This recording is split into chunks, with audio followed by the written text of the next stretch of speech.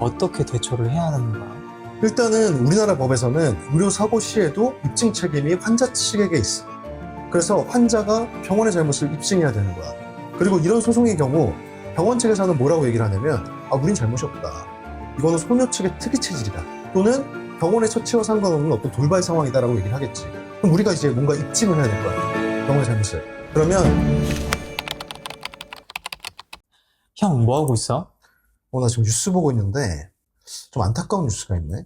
그 영국에서 복통으로 병원에 갔던 소녀가 단순하게 변비 진단을 받고 귀가를 했는데 몇 시간 만에 사망을 했대. 그래서 소녀의 부모들은 소녀의 사망에 병원에 책임이 있다고 보고 소송 절차에 진행했다고 해. 그럼 이 경우에 병원 측에 어떤 책임을 물을 수 있어? 일단은 나는 영국 변호사가 아니니까 영국 쪽 절차는 잘 모르겠는데 만약에 이 사건이 한국에서 났다고 가정을 해볼게. 먼저 생각해 볼 수 있는 게 민사소송이야. 의사는 전문적 지식을 바탕으로 성실하게 의료 서비스를 제공해야 되는데 만약 이 과정에서 의료진을 포함한 병원 측의 과실이 있다면 이를 금전적으로 배상할 필요가 있거든. 그러면 병원 측에서 잘못이 있다는 건 어떻게 판단하는 거야? 일단은 의료 과실이 있는지 여부를 따지는 거는 주로 진료기록 감정이나 신체 감정을 통해서 이루어지게 돼 있어. 진료기록 감정이라는 게 뭐냐면 그동안의 환자의 의무 기록을 살펴봐서 치료가 적정했는지를 판단하는 거야. 그리고 신체 감정은 환자의 신체에 대한 감정을 통해서 치료의 흔적을 발견하거나 현재의 장애, 즉 손해 정도를 판단하는 절차를 말해. 이 감정을 하는 사람을 감정인이라고 하는데 법원은 내부 프로그램을 통해서 본인이 갖고 있는 인재풀에서 임의적으로 감정인을 지정하게 돼 있어. 근데 아무리 찾아도 감정할 수 있는 사람이 없으면 원피고가 좀 협의를 하거나 법원이 중재를 해서 감정인을 선임하기도 해. 그럼 적절한지 아닌지에 대한 기준은 뭐야? 그러니까 과실 여부는 그 직무에 해당하는 의사로서 갖춰야 되는 일반적인 주의 의무를 얘기해. 구체적으로 보면 일단 의사들이 진료 및 치료법에 대해서는 이른바 의사들이 많이 교육받는 교과서가 있을 거잖아. 그 기재 내용이 근거가 되는 경우가 많고 또는 학회에서 발표한 널리 알려진 논문을 바탕으로 해당 의사가 이에 기재된 내용을 성실히 이행했는지를 살펴보게 돼. 예를 들어볼게. 교과서에 어떤 질병을 이제 치료하고 평가할 때는 A, B, C, D라는 절차를 거치게 돼 있는데 진료 기록을 보니까 이 의사가 A, B는 했는데 C를 안 했어. 이러면 이제 과실이 되는 거야. 그래서 이러한 기준을 통해서 감정 절차를 하게 되고 감정에서 이 사고에 있어서 병원의 잘못이 있는지 없는지 그리고 있다면 몇 퍼센트나 있는지를 평가하게 돼. 그럼 손해액은 어떻게 정해? 일단 우리나라에서는 손해를 세 개로 나눠. 첫 번째는 적극손해인데 적극손해는 실질적으로 가해 행위로 인해서 피해자가 지출해야 되는 내역을 말해. 구체적으로 보면 치료비, 간병비, 장례비 이런 것들이 있어. 그리고 두 번째는 소극손해라고 하는데 의료사고가 나면 아프잖아.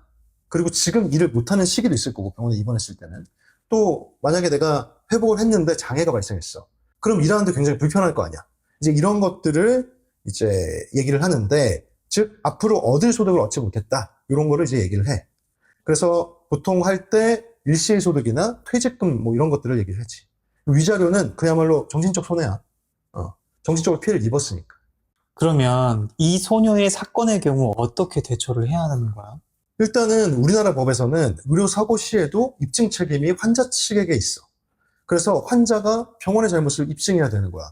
그리고 이런 소송의 경우 병원 측에서는 뭐라고 얘기를 하냐면 우린 잘못이 없다. 이거는 소녀 측의 특이 체질이다. 또는 병원의 처치와 상관없는 어떤 돌발 상황이다라고 얘기를 하겠지. 그럼 우리가 이제 뭔가 입증을 해야 될 거 아니야. 병원의 잘못을. 그러면 사고가 나자마자 바로 병원에 방문해서 필요 서류를 갖춰야겠지. 그런 다음에 진료 기록을 싹 다 받아야 돼. 왜냐면 어떤 사고가 발생하면 병원 측에서는 사실은 물론 잘못을 인정할 수도 있겠지만 은폐하려고 할 수도 있잖아. 진료 기록을 좀 없앨 수도 있고 수정을 할 수도 있단 말이야. 그런 걸 아예 할 수 없게 바로 서류 구비를 싹 다 한 다음에 병원에다 요청을 해야 돼. 그걸 거부하는 것 자체가 위법이기 때문에 바로 요청을 해서 받을 필요가 있어. 그리고 이 의무 기록이 없으면 현실적으로 과실 입증이 거의 어렵거든. 그렇기 때문에 소송이 거의 안 된다고 보면 되는 거지. 그리고 또 그거 외에도 소득이나 이런 것도 입증 필요하긴 한데 지금은 소녀잖아. 미성년자니까 소득이 없는 경우에는 근로기간이 19세부터 65세야. 그 동안에 도시 일용노임 건설 근로자 평균 임금으로 평가를 해줘. 그렇구나. 그런데 이렇게 돈만 배상해주면 끝인 거야? 일단 형사고소도 가능한데 그중에 가장 많은 죄명이 업무상 과실치사 또는 과실치상이야. 과실치사는 이제 사고로 과실로 이제 돌아가시게 하는 거, 치상은 과실로 다치게 하는 걸 말하지. 일단 의료인에게 의료 행위는 업무지. 그리고 그 행위에 있어서 과실로 피해자를 죽거나 다치게 하는 경우이기 때문에 처벌을 하는 거야. 이 업무상 과실치사상죄는 5년 이하의 공고 또는 2천만 원 이하의 벌금에 처하게 돼 있어.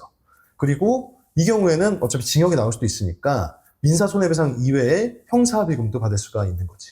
의사 면허가 정지되거나 취소되거나 하지는 않는 거야?